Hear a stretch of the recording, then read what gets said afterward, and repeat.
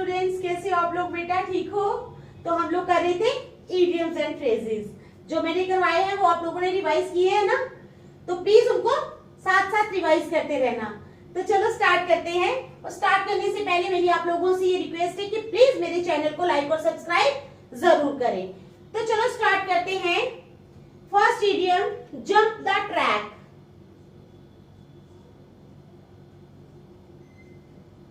Jump the track. Jump the track का मतलब होता है suddenly changing from one plan to another. क्या है? Suddenly changing from one plan to another. क्या है? Suddenly changing from one plan to another. अचानक से एक प्लान को बदलकर दूसरे प्लान को स्टार्ट कर देना। ठीक है? क्या है? जंप द ट्रैक का मतलब होता है suddenly changing from one plan to another. तो सेंटेंस क्या बनेगा इसका? इसका सेंटेंस बनेगा Rakesh mind jump the track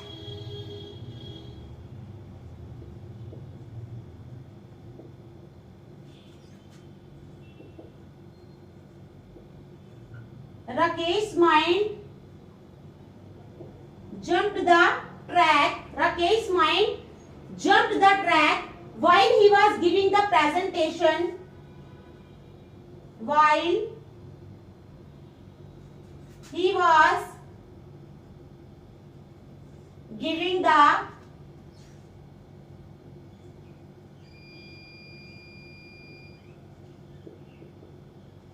presentation. While he was giving the presentation, ठीक है? While he was giving the presentation, hence he ended up losing. Hence he ended up losing. Hence he ended up losing. तो क्या है हमारे पास? हमारे पास idiom है jump the track. Jump the track का मतलब होता है suddenly changing from one plan to another. अचानक से एक प्लान को छोड़कर दूसरे प्लान में चले जाना। तो सेंटेंस क्या है? Rakesh mind jump the track. Rakesh का माइंड जो है उसने क्या किया? एक प्लान छोड़कर उसने दूसरे प्लान को अपना लिया। While he was giving the presentation, जब वो प्रेजेंटेशन दे रहा था। हेंस ही एंडेड अप लूजिंग, तो क्या हो गया? उसने लूज कर दी। नहीं पता चला होगा कैसे मुझे एक प्लान से दूसरे प्लान में जाना है, तो ही एंडेड अप लूजिंग। आ गई समझ? चलो नेक्स्ट इडियम। नेक्स्ट इडियम है jump through hoops.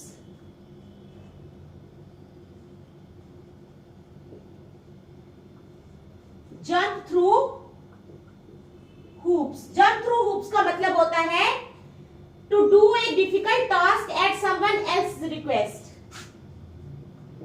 To do a difficult task at someone else request।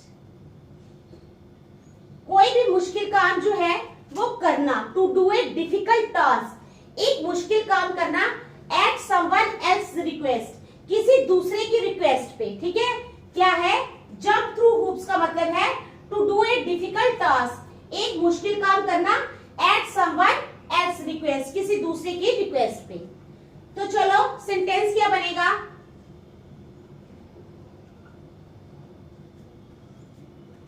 Jump through. अब सेंटेंस क्या बनेगा इसका? The organisation is jumping through hoops.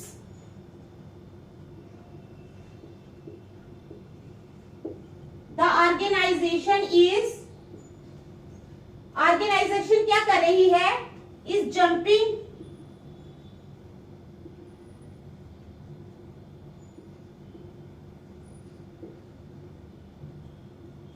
The organisation is jumping through hoops these days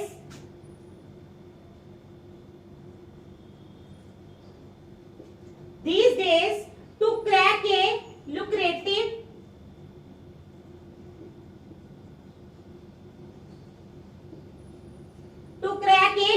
lucrative business deal.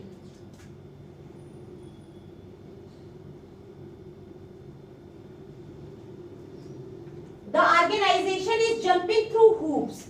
Organisation जो है वो किसी के कहने पर, किसी के रिक्वेस्ट पे एक मुश्किल काम कर रही है. The organisation is jumping through hoops, ठीक है, these days to crack a lucrative business deal, ताकि वो एक ल्यूक्रेटिव बड़ी ही फायदेमंद या जो दिल को लुभाने वाली बिजनेस डील है उसको क्रैक कर सके. Number 3, jump to a conclusion.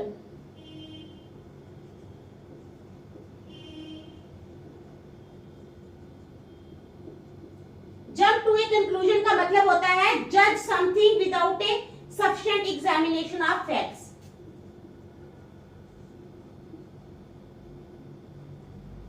किसी चीज को जज करना क्या है? जज something without a sufficient examination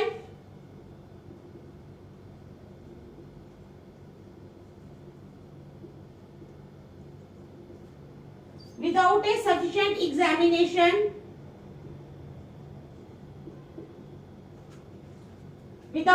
sufficient examination of facts. तो हमारा सेंटेंस क्या बनेगा?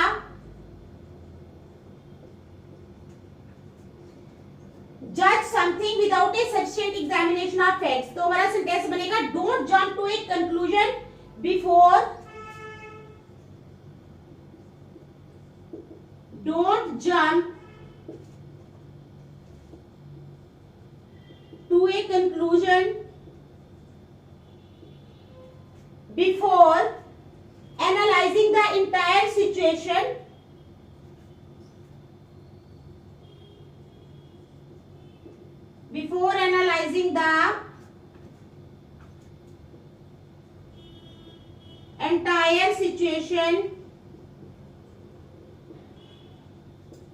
Perfectly.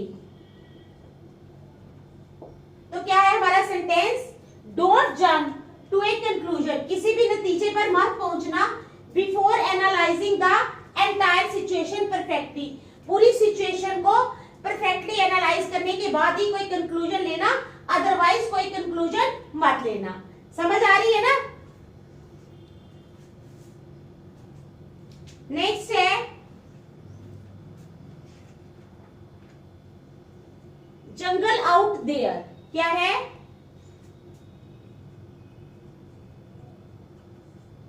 Jungle out there. Jungle out there का क्या मतलब होता है? Situation is dangerous and there are no rules.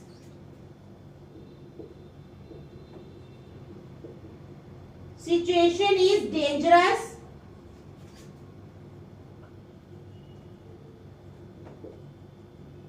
And there are no rules.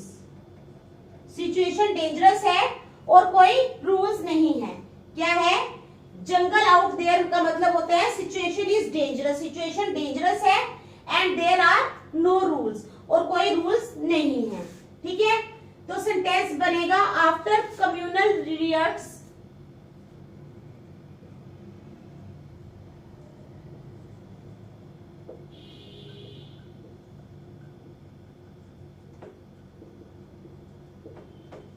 After communal riots. ठीक है, तो क्या हो जाएगा? It is difficult for people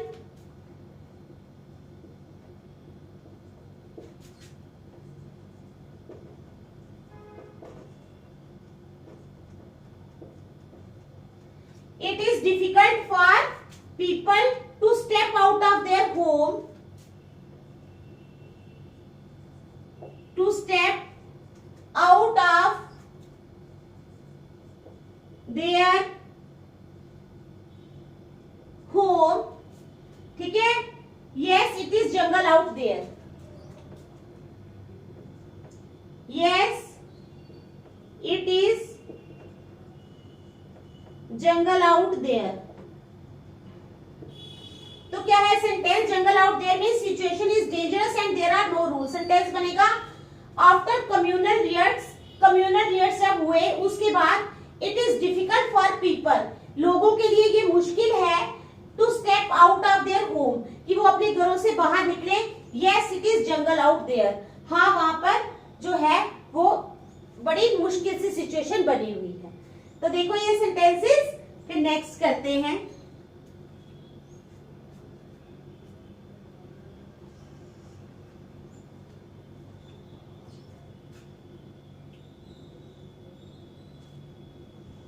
मिटाओ।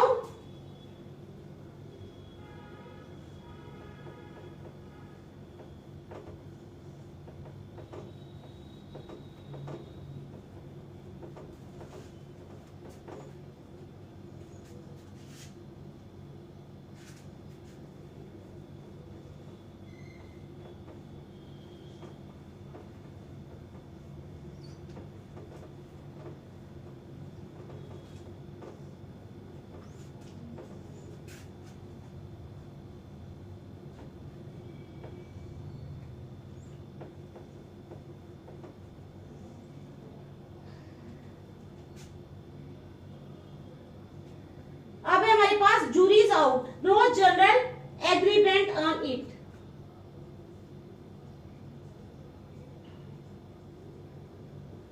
No general agreement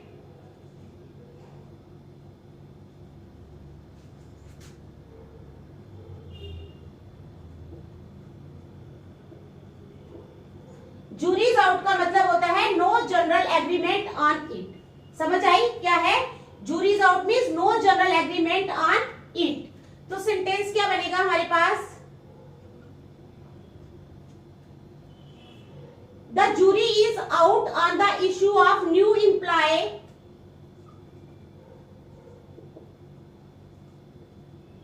The jury is out. क्या है? जूरी आउट हो गई है। The jury is out on the issue of new employee engagement.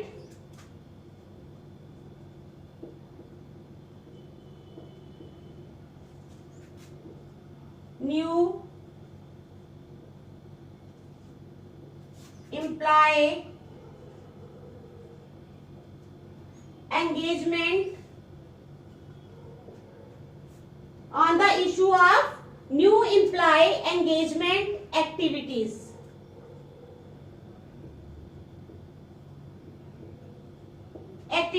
ठीक है। They will take another week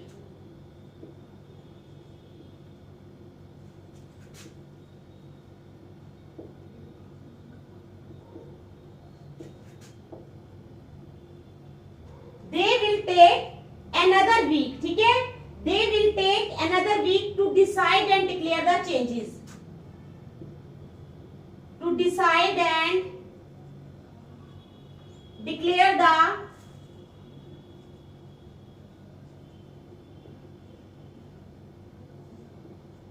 changes।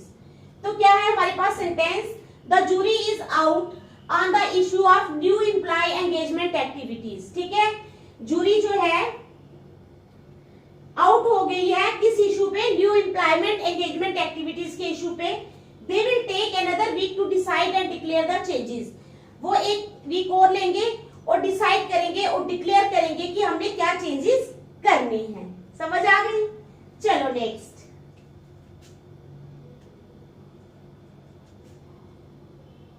Just for the heck of it. Just for the heck of it। just for the heck of it का मतलब होता है to do something without a good reason। to do something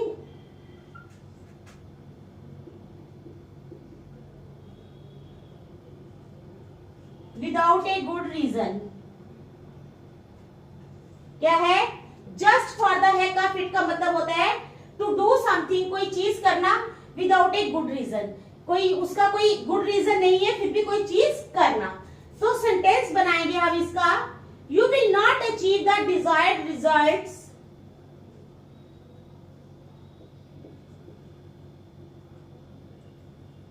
you will not achieve the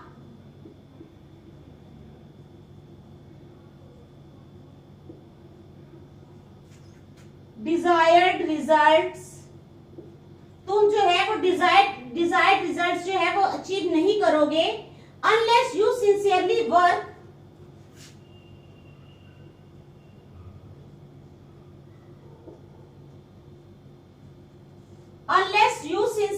work जब तक तुम काम नहीं करते, unless you sincerely work towards it,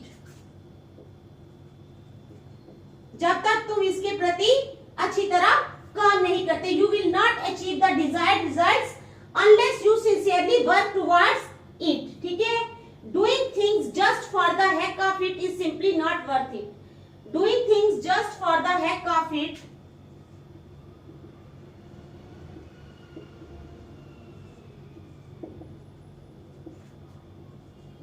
doing things just for the heck of it, doing things just for the heck of it is simply not worth it.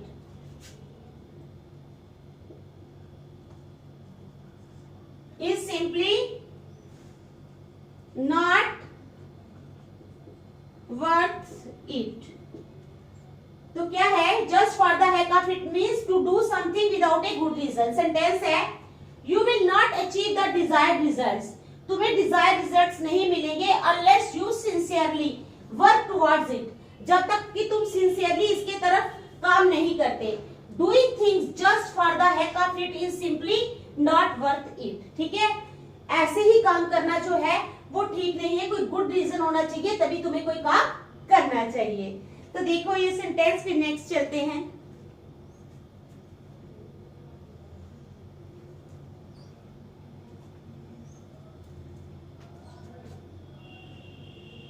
Seventh idiom है हमारे पास, just in the nick of time. Just in the nick of time.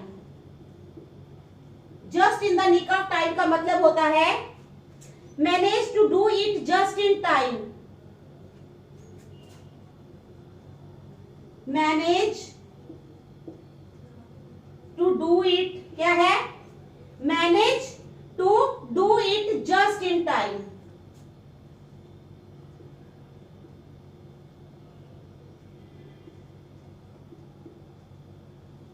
Manage to do it just in time. तो sentence क्या बनेगा हमारा, I reach the railway station just in the nick of time.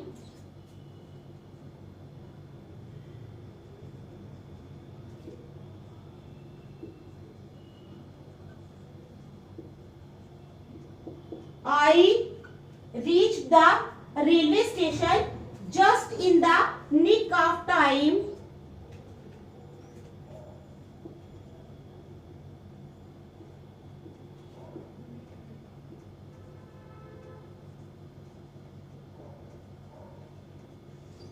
क्या है, I reach the railway station just in the nick of time else I would have missed my train.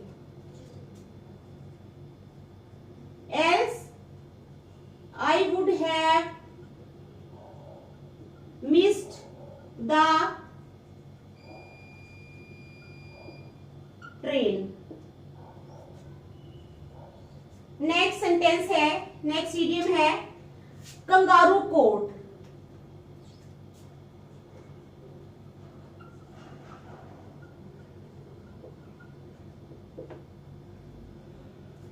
क्या है हमारे पास next idiom, kangaroo court. Kangaroo court का मतलब होता है when people take the law into their own hands and form courts that are not legal. When people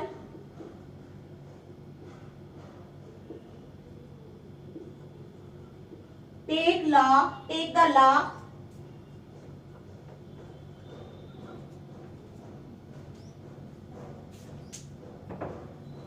when people take the law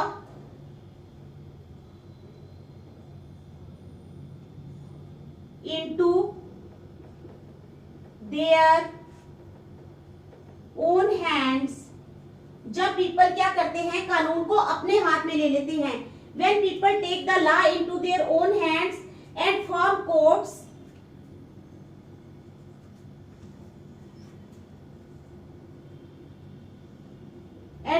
courts that are not legal, that are not legal, और ऐसी अदालतें बनाते हैं जो कि legal होती ही नहीं। तो सेंटेंस इसका क्या बनेगा,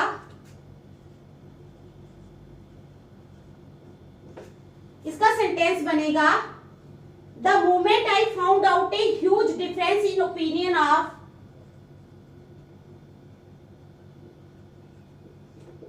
the moment I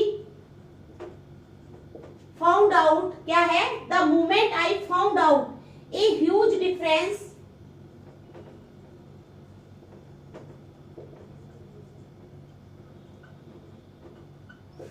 in opinion of two groups,